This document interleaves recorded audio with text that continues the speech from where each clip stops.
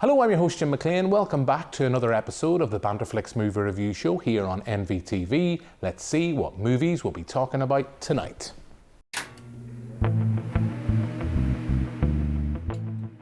We'll be sinking our teeth into Renfield as we review Chris McKay's film, which is out in cinemas now. Our pick of the streams is the David Bowie documentary, Moonage Daydream, which is available to watch on Netflix. And to celebrate the release of Evil Dead Rise, we'll be picking out some of our favourite horror movies. So that's what we've lined up for you this week, and joining me in the NVTV studio this evening is the lovely Claire McCullough. Hello to you, Claire. Hello, thanks for having me back. Great to have you on the series. Claire, I know you are busy with events. Just before we get into talking all things movies, because it is a movie review show, so that's kind of what we've got to talk about. But before then, what have you got coming up?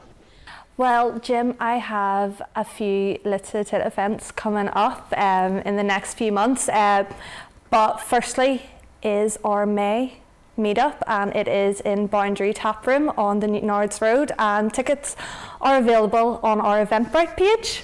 There we go. So if you don't want to watch movies, you want to talk about books, that's something perfect. But as I say, we are a movie review show, so let's get stuck into some movie news.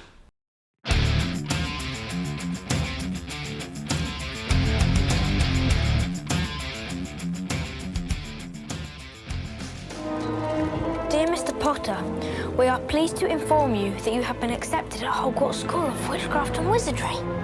In a few moments, you will pass through these doors and join your classmates. Keep an eye on the staircases. They like to change.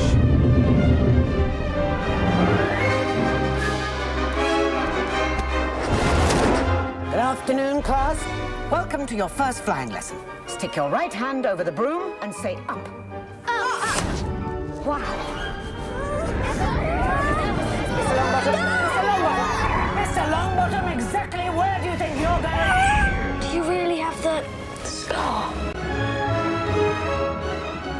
Wicked. Mr. Potter, our new celebrity.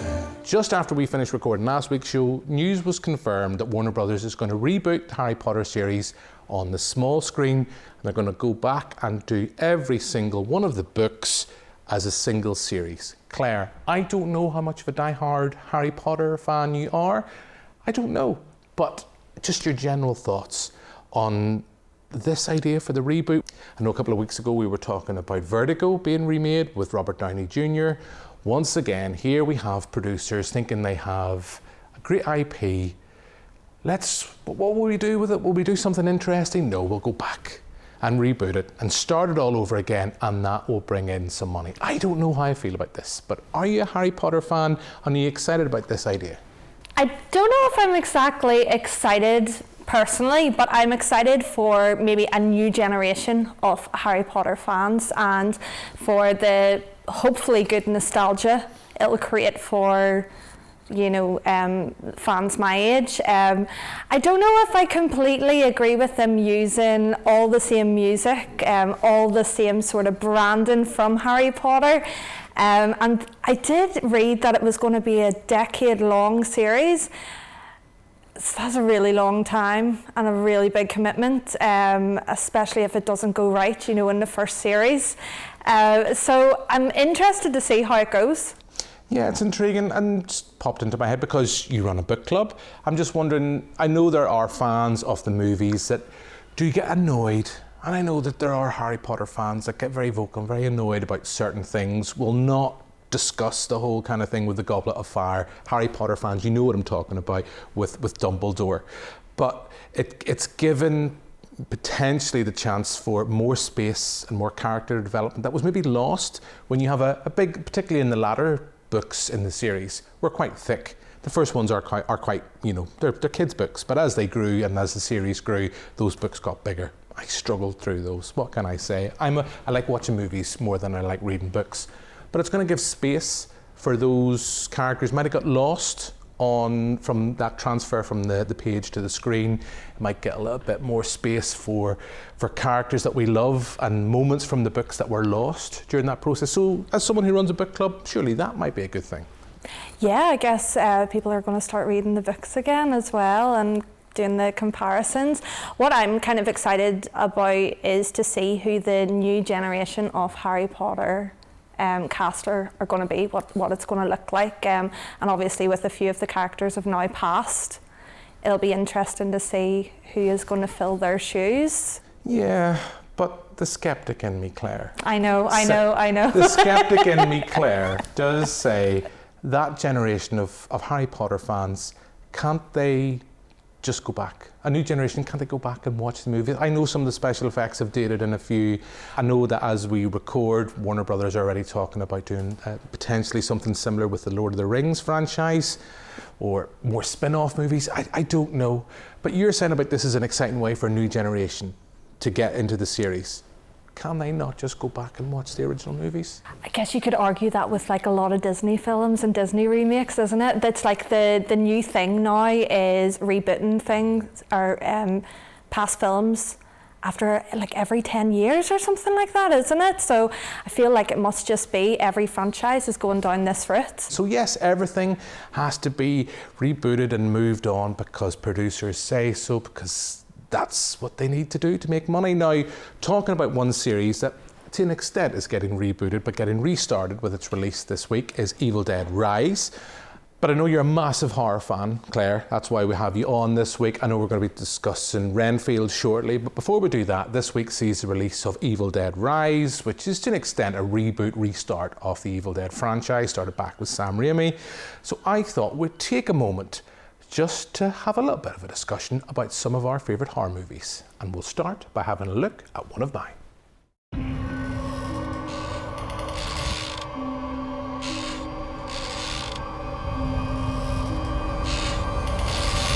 all right.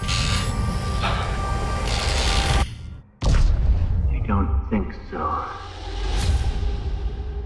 There's something out there. Lives out in those woods. In the dark. Something that's come back from the dead.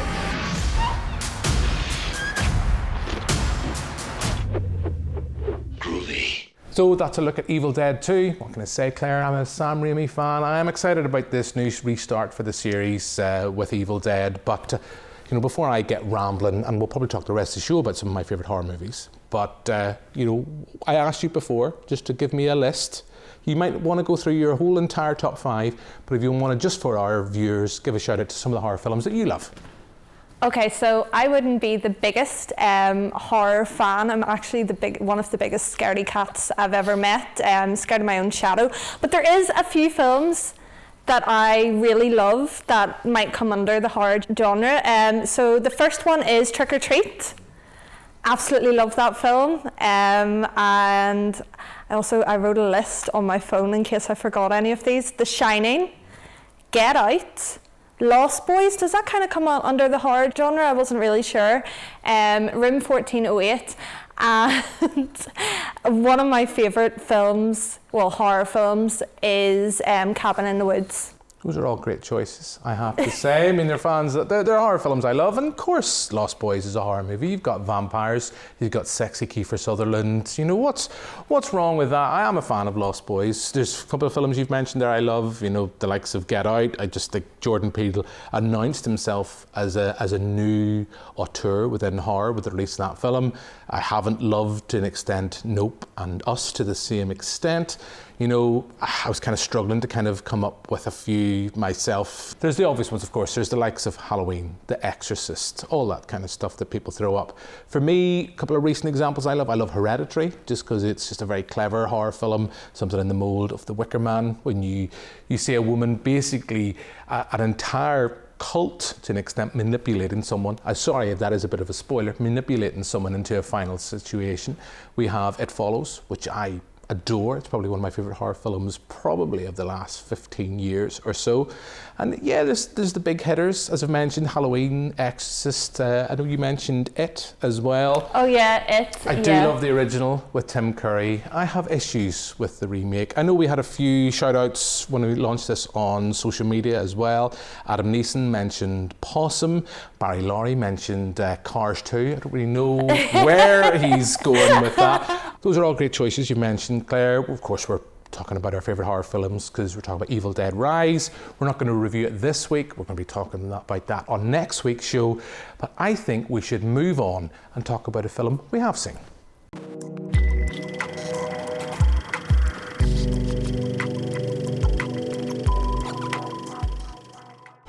Let me explain.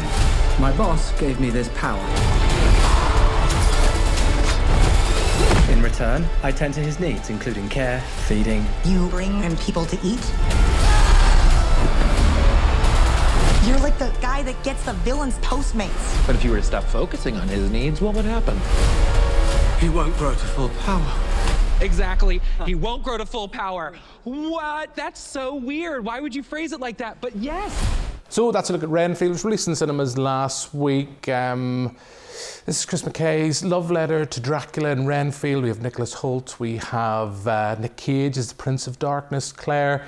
But this is a film that, on face value, and from the trailer and from the marketing, would have us believe it's all about Renfield trying to break free from Dracula and this toxic relationship. Really interesting idea to explore, I felt.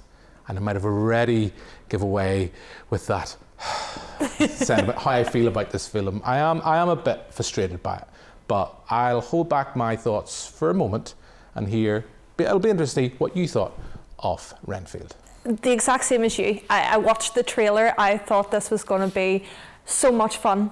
Nicolas Cage as Dracula, ironically and unironically, is ridiculous. It was probably one of the most outrageous and messy films I've seen in a while. Now, it was fun. I enjoyed it. I did really enjoy it. I thought that Renfield and Dracula together, they worked so well. I would have liked to have just concentrated on them and not the other storylines that sort of intertwined and developed throughout the film. If that, yeah. Yeah, you've for me hit the nail on the head. The film's at its strongest when it's Nick Cage and Nicholas Hoult just interacting and, you know, zipping off each other, and we have them discussing kind of the nature of their relationship, what works and what doesn't work. We have Nick Cage, he's in great form, Nicholas Hoult as well, and those two are great when they're on screen together and they're like a bickering married couple, and they're talking about what works and what doesn't work within their relationship and the power dynamic within that relationship. And there's a lot of interesting things going on there. I do think the comedy aspect of that does kind of dilute the punch, if I'm brutally honest, but then would an audience go see something that's much more serious? Where the problem falls apart for me is when it opens out away from their story and we bring in a performer I love, Awkwafina, as a cop. We also have this kind of mafia sub-story as well. And as it goes along, the film tries its best to kind of keep all these plates spinning, and it doesn't work. Nick Cage is great. There's a sequence early on that is a love letter to the old black and white Bela Lugosi Dracula, and he looks the part. He's very much channeling the kind of 80s performance from his Kiss the Vampire film I love. But when it gets away from those two, it doesn't work. It's my own humble opinion. The comedy and horror are difficult bedfellows. Sometimes it works, a la Shaun of the Dead. Sometimes, if I'm honest, like here, I don't think it works. And there's a reliance in over-the-top gore, which doesn't really work, but also at no point, and I know if Leo McGuigan was here, sitting where you are now, Claire, he'd be kind of badgering me and shouting at me for saying a horror film doesn't necessarily have to scare you to work. It can get under your skin and make you think. Totally agree with that. But never, when I was watching this, at any point, was I even remotely scared. You said, I know I jokingly at the start of the show said you were a massive horror fan. And you said, you're not, you are a bit of a scaredy cat. You've watched this, were you scared at any point? No, I wasn't scared at any point, but I have to say, whenever I was watching it last night in the cinema, there was one scene where I was like, this is making me feel a wee bit nauseous now, because it was just so over the top and gory, kind of whenever it didn't really need to be. I think it was doing it, you know, obviously for the reaction from the audience. just all kind of, it got mixed up together, and I think it was trying to do so much and fell a wee bit flat on it. But like I said, Renfield and Dracula together, I wanted to see more of them. They were fantastic. It was just everything else that was a bit... Yeah, I would happily probably watched a short film, not a feature, with those two. There's a great sequence in an apartment where they're just talking to each other, and I'd happily paid my money to watch that. I come back to the point, and it'll be interesting to see what you think. You know, Awkwafina, I love. I think she's a great comedic performer. She's really miscast in this. She's here because of who she is, rather than what she brings to the role. And I don't know, for me, there's just absolutely no chemistry between Nicholas Hoult and Nick Cage. He's channeling his warm bodies persona in this film, but there's no...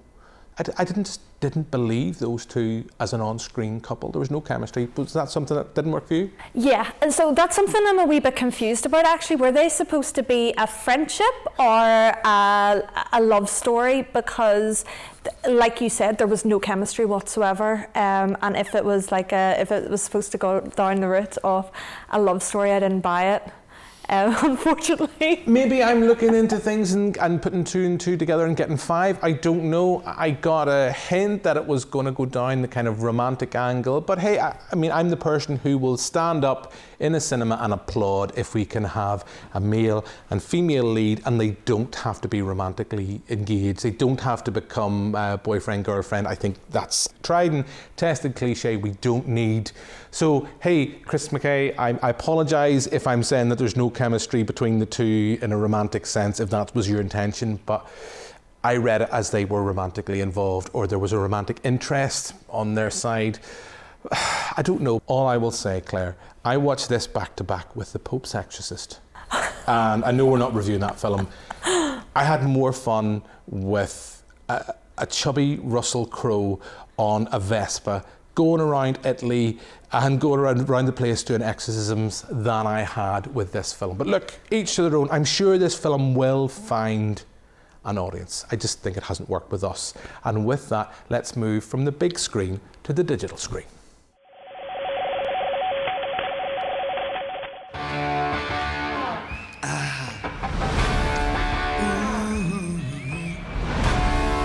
I'm an alligator.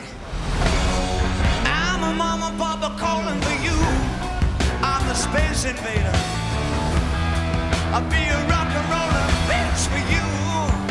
And how about the shoes? Are those men's shoes or women's shoes or bisexual shoes? They're shoes, silly.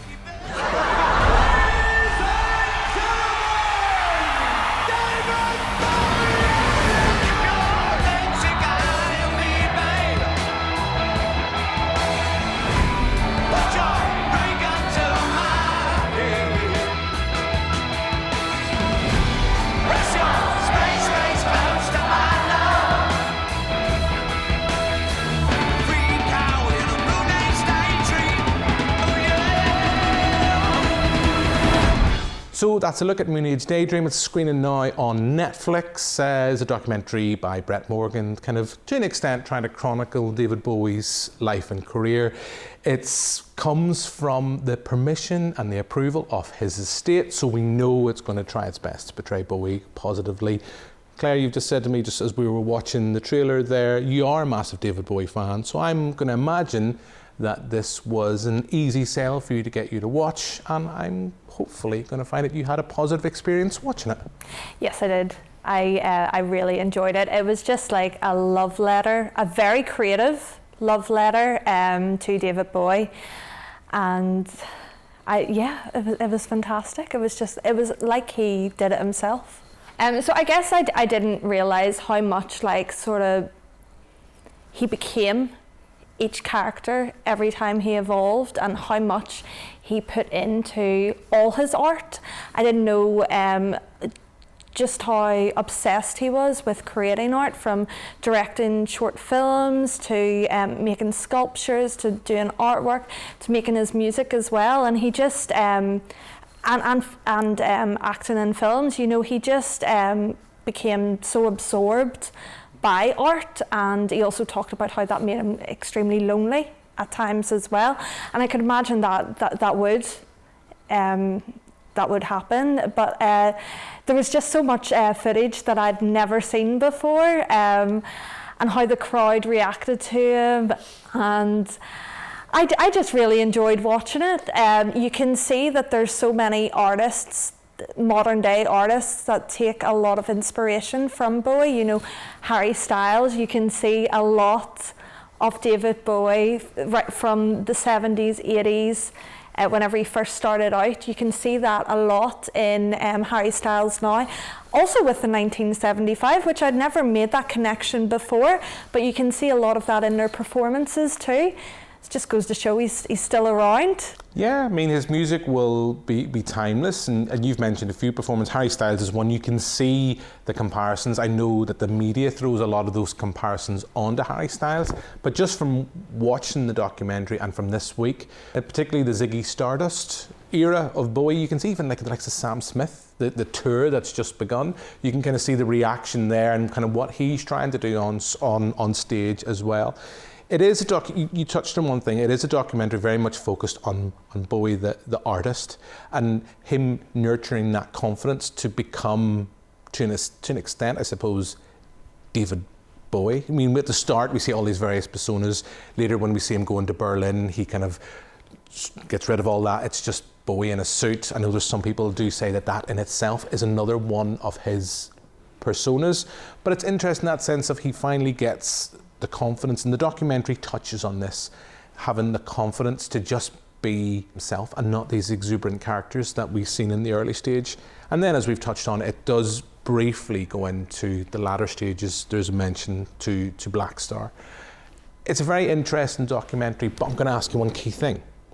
You said to me at the start, you're a huge David Bowie fan. I would have been interested to see, what do you think you would have thought of this had you never heard of David Bowie? Those people do exist. Trust me, viewers. If you weren't a fan of his work, do you think you'd have the same reaction? Because it's not a traditional documentary. It's not a documentary that starts with he was born, he lived, this was his greatest hits, and then he sadly passed in 2016. It's not a traditional documentary in that sense.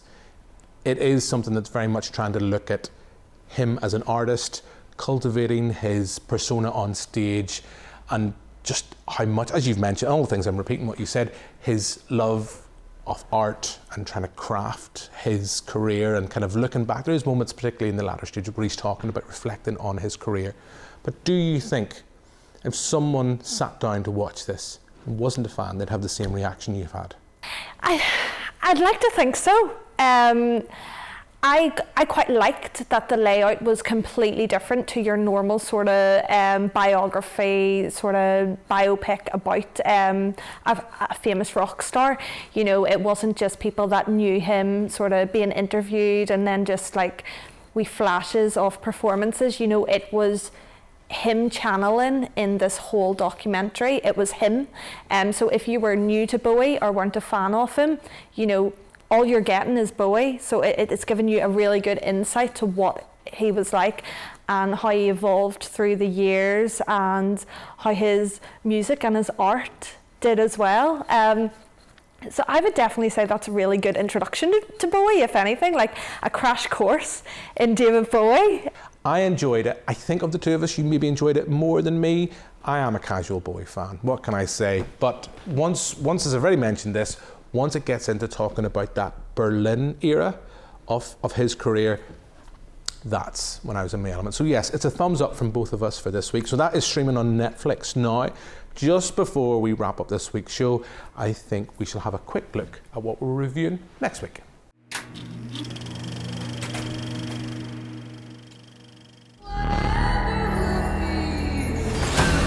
This evil creates terror through total chaos.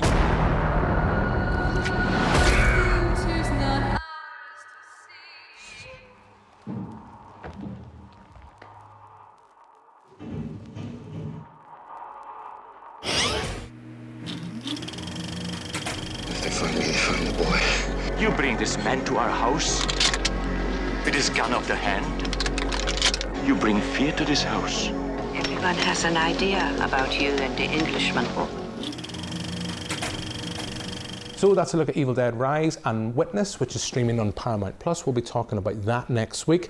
Bit of early Harrison Ford. Claire, you can't beat it. Any of those two films drawing your attention? We know you're a huge horror fan, so obviously you're going to be wanting to go see Evil Dead Rise. I can't wait. I've booked my tickets already. Yes, of course we've sold you on Evil Dead Rise, Claire. But look, if you have Paramount Plus, you could go back and look at the dreamboat early stages of Harrison Ford in one of his best performances in Witness. That is, as we've said, it's on Paramount Plus. But look, before we go, I do just want to leave the show on a somewhat serious note. Earlier this week was the 4-year anniversary of the death of Lyra McKay in Derry, Londonderry.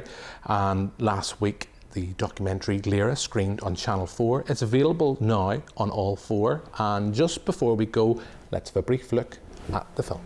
I'm trying to piece together what happened. You're coming with me on the journey as I try to find answers.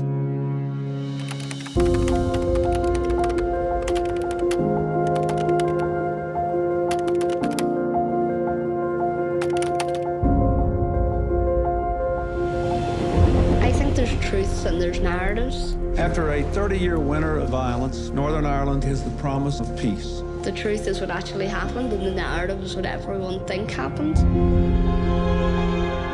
Lyra was certain that 35 years of conflict had an effect on this society. Our young people have been left behind. I am the most annoyingly curious person I know.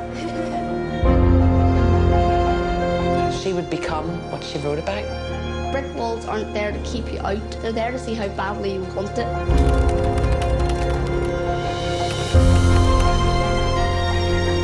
It has to change. That's what Lyra was writing about.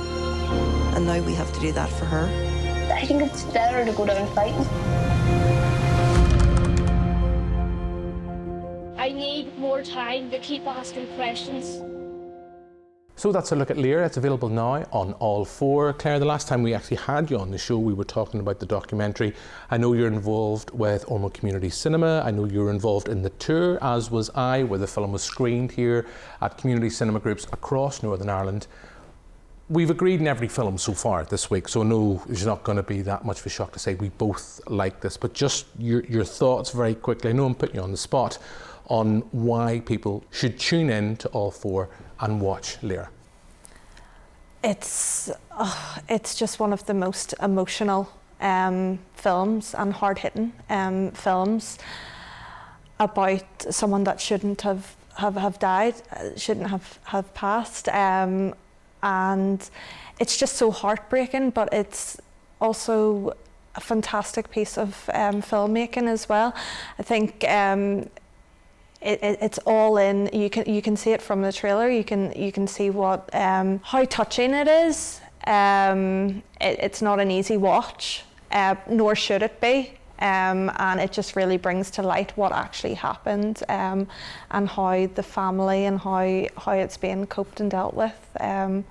So yeah, I really think it's something that everyone should watch and really educate themselves on. But unfortunately, it isn't a happy ending.